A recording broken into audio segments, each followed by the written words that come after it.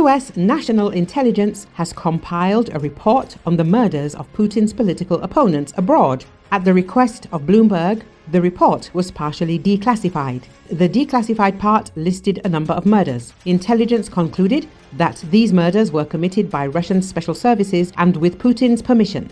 First on the list is the murder in 2004 in Qatar of the former head of the self-proclaimed Chechen Republic of Ichkeria, Zelimkhan Yandarbiyev. The killers, Russian GRU officers Anatoly Belashkov and Vasily Bogachev, were sentenced to life in Qatar, but were then handed over to the Russian Federation, where they were to sit behind bars for the rest of their lives. However, in 2005, the Federal Penitentiary Service said it did not know where these people were. Then, there is the murder of former FSB officer Alexander Litvinenko in London in 2006. He was poisoned with radioactive polonium and died of radiation sickness. The investigation in Great Britain named the immediate perpetrator of the murder as an officer of the Main Directorate of Security of the Russian Federation Andrei Lugovoi, who later became a State Duma deputy, and the murder itself as a special operation of the FSB. Also on the list is the 2012 murder in Britain of Russian businessman Alexander Litvinenko. He was a key informant in a money laundering case in Europe by Russian officials and was killed shortly before he was due to testify in court. A US intelligence report said he was poisoned, although British police found little evidence.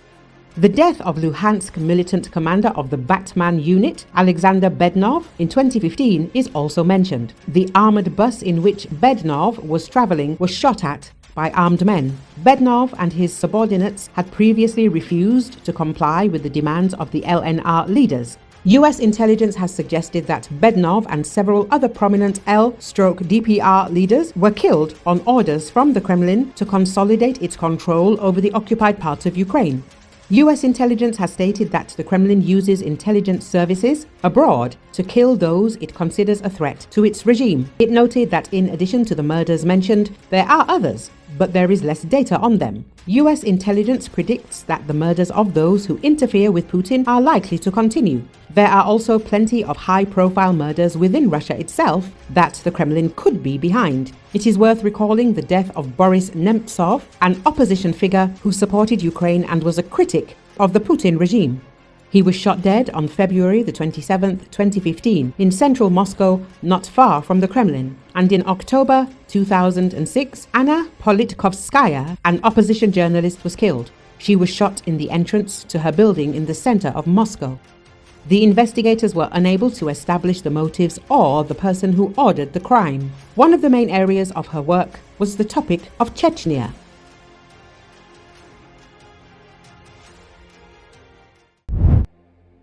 Belarusian President Alexander Lukashenko said on Friday that Belarus is not a dictatorship and that he had been afraid of leader cult his entire presidential life. Speaking at a meeting with students on Friday, Lukashenko said, "There is no dictatorship in the country and there cannot be. Because in order to be a dictator, you must have the levers of dictatorship. And what levers of dictatorship do I have?" Lukashenko said. Lukashenko accused the US of calling him a dictator.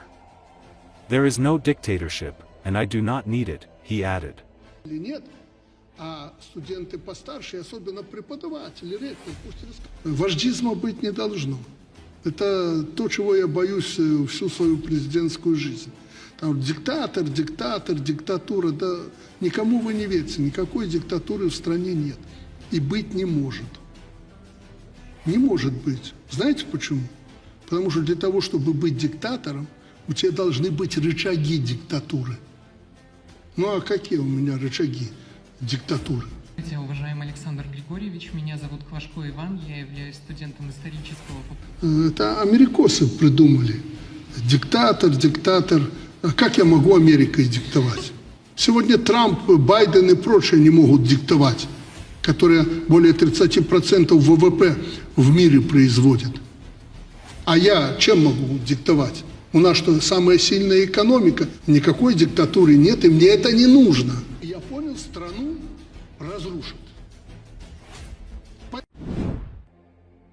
Hungarian Prime Minister Viktor Orban on Friday warned not to take Russian President Vladimir Putin's words lightly, saying it has weight and consequences. In comments to state radio, Orban spoke of Russia's response to Kiev's use of US and British longer-range missiles capable of striking deeper into Russian territory. The weapons, which are extremely complex, would require American personnel to help operate them, according to the Hungarian leader. It is not surprising to me that the Russians reacted suddenly and forcefully, he said. Russia in response fired a new intermediate-range ballistic missile on Thursday. In a video address, Putin said the weapon would be powerless against US air defense systems and flies at 10 times the speed of sound. It means that we have to be careful with a country like Russia, which is different from us, said Orban. It basically places itself in the world and builds its policy on military strength.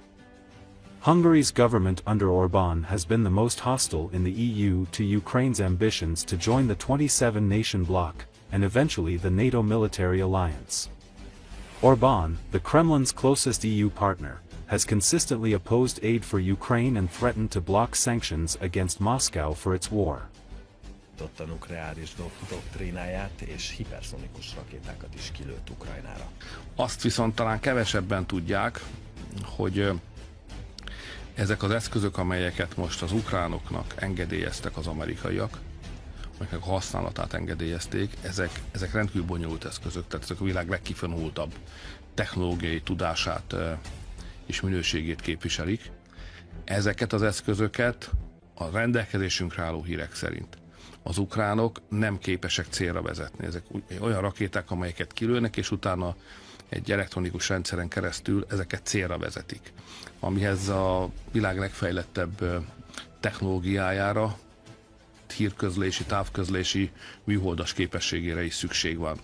Erős az a föltételezés, szerintem meg is állja a helyét, hogy ezeket a rakétákat nem lehet amerikai személyzet közreműködése nélkül célba juttatni. Ezért is van az, hogy az oroszok számomra nem meglepő módon hirtelen és erőteljesen reagáltak. És hogyha nem is lesz NATO tag, tehát ott, ha az elnök mond valamit, az nem fecsegés, tehát annak van súlya meg következménye. Ugye ekkor állították azt a doktrinát. Tehát én csak azt akarom mondani, hogy amikor az oroszok módosítják az atom nukleáris erejük bevetésére vonatkozó szabályokat, amit doktrinának neveznek, akkor az nem egy kommunikációs fogás, az nem egy trükk, azt módosították, és annak lesznek következményei. Pontosan tudja, hogy az éjszaka az mindig Tehát észnél kell lenni, tehát amikor egy olyan országgal, mint Oroszország, amely más, mint mi vagyunk, és alapvetően katonai erőre építi a politikáját, egyáltalán a világban elfoglalt helyét, a jövőről alkotott elképzeléseiben kulcs szerepe van annak, hogy ők a világ egyik legerősebb hadserege, amely a legmodernebb és legtömegpusztítóbb fegyverek fölött rendelkezik. Amikor ők mondanak valamit ebben az ügyben, azt úgy kell venni, ahogy mondják. És a jövő évi gazdasági célokról is kérdeztem Orbán Viktor miniszter.